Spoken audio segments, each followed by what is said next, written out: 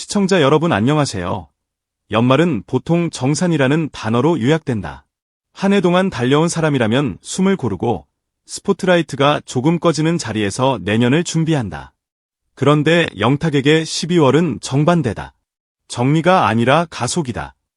마무리가 아니라 다음 장면을 향한 가속 페달이다.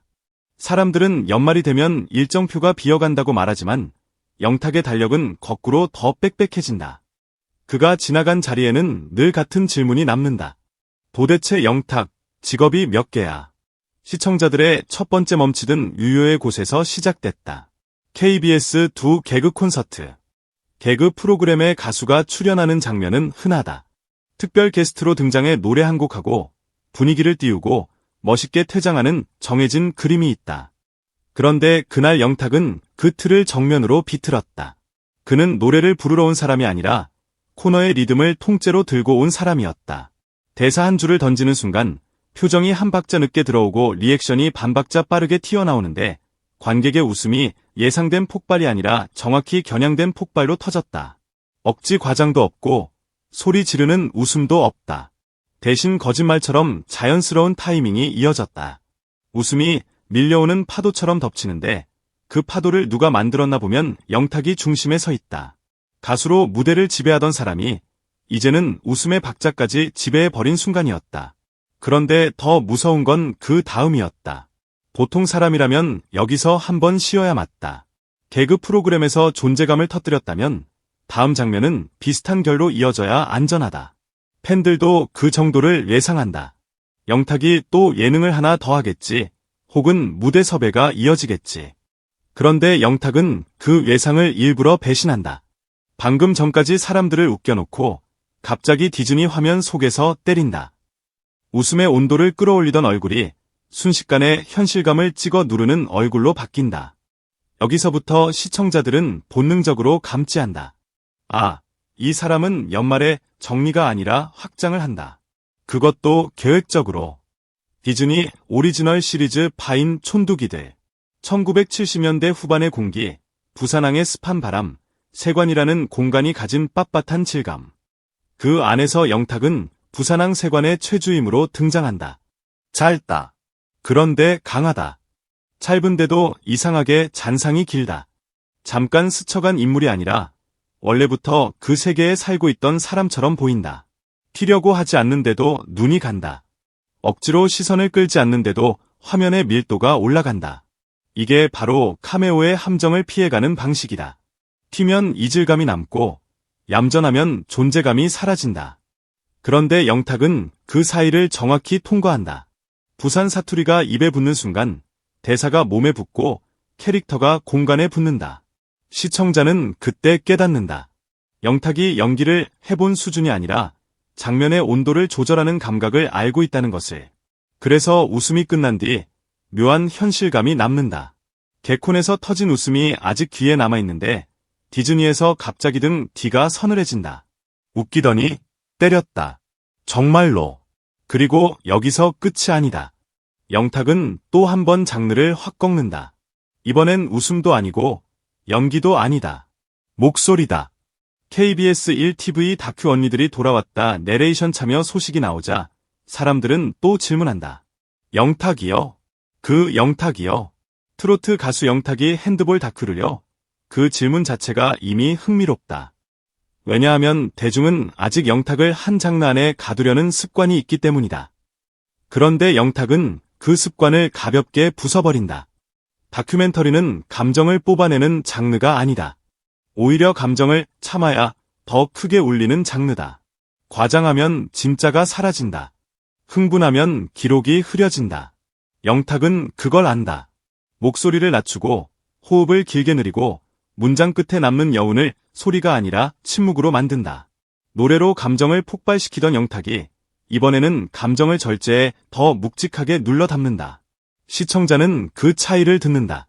그리고 또 한 번 생각이 바뀐다. 영탁은 단지 다양한 일을 하는 게 아니라 각 장르가 요구하는 온도를 정확히 맞춘다. 무대 위에서의 존재감은 말할 것도 없다.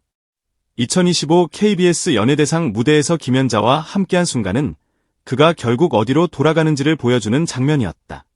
로트의 전통과 현재가 한 무대에서 맞물릴 때 합이란 게 무엇인지 단번에 증명해버린다. 한쪽이 끌고 한쪽이 따라가는 조합이 아니라 서로의 에너지가 맞물리며 무대가 넓어진다. 시청자는 그 조합을 보며 또다시 확신한다.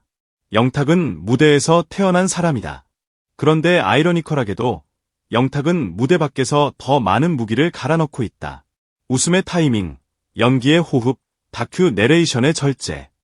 이 모든 경험이 결국 무대에서 폭발할 준비를 하는 예열처럼 보이기 때문이다. 여기서 결정타가 나온다. 브랜드 콘서트 탁쇼사. 2026년 1월 9일부터 11일까지 서울 잠실 실내체육관. 3일.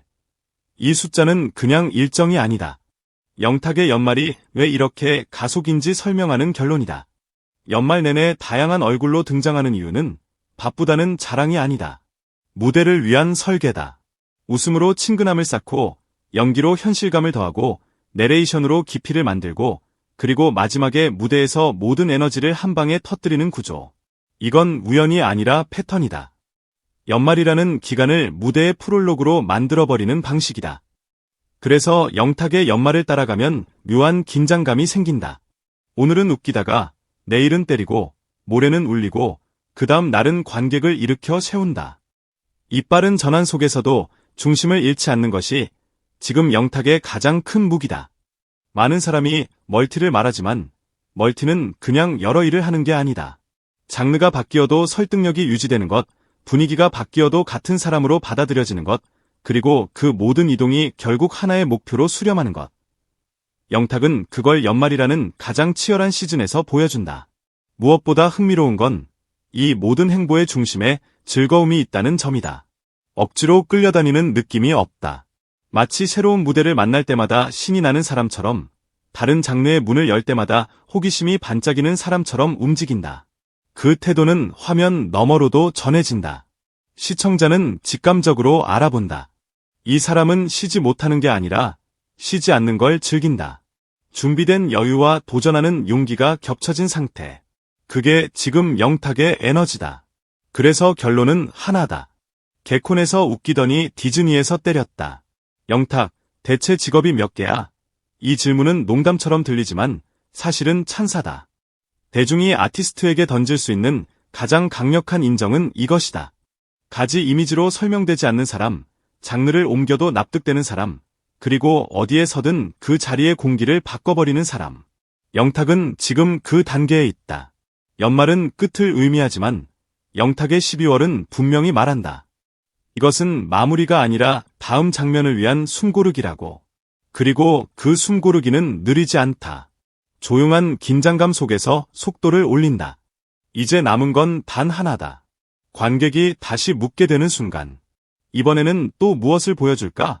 그런데 이 질문이 완성되기도 전에 영탁은 이미 다음 장면에 서 있을 가능성이 높다. 웃기고, 때리고, 울리고, 그리고 결국 무대에서 폭발시키는 사람. 그래서 그의 연말은 일정이 아니라 서사다.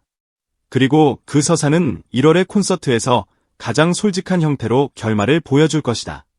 편집도 보호막도 없는 공간에서 오직 목소리와 장악력과 관객의 반응만 남는 자리에서 그때 또 한 번 대중은 같은 질문을 할지 모른다. 직업이 몇 개냐고. 하지만 그 질문의 진짜 뜻은 분명하다. 영탁이라는 이름이 어디까지 확장될 수 있는지 우리는 아직 끝까지 보지 못했다는 것.